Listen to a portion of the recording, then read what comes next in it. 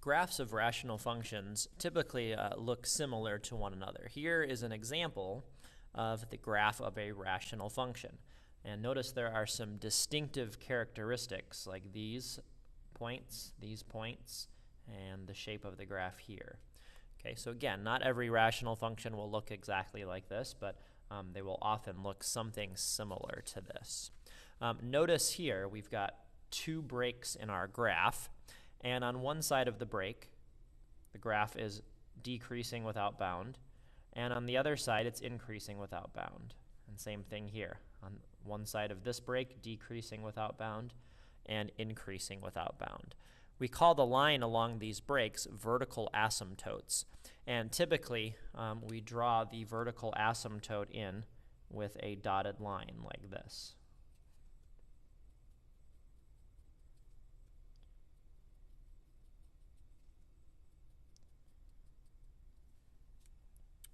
A rational function may have 0, 1, or more than one vertical asymptotes. In general, though, they usually have at least one, but it is possible that a rational function has no vertical asymptotes.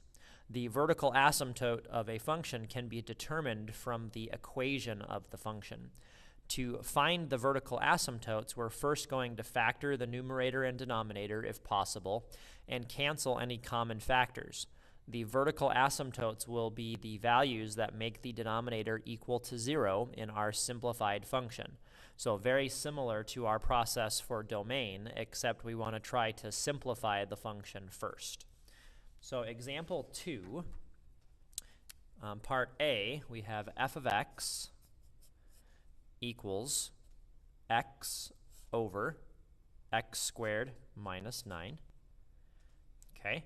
Numerator will not factor because it's just an x. Denominator can factor into x minus 3 and x plus 3. That's the difference of two squares. Okay, and there's no common factors, so this does not simplify. So I'm going to find my vertical asymptotes by finding what value makes x minus 3 equal to 0. That would be 3. And what value makes x plus 3 equal to 0. And that would be negative 3. So the vertical asymptotes are vertical lines.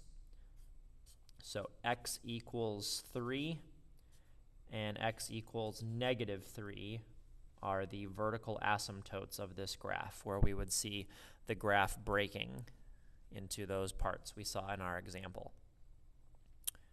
Part B, f of x equals x plus 3 over x squared minus 9. Numerator does not factor. Denominator factors just like we did above. And here, x plus 3 in the numerator, x plus 3 in the denominator, we can cancel these, leaving 1 over x minus 3. So the x value that makes the denominator 0 would be 3. And so we get one vertical asymptote, x equals 3. Okay, if you were asked about domain for this question, even though we canceled x plus 3 for the asymptotes, you would still want to say that negative 3 cannot be used in this function because we still have that x plus 3 in the original function.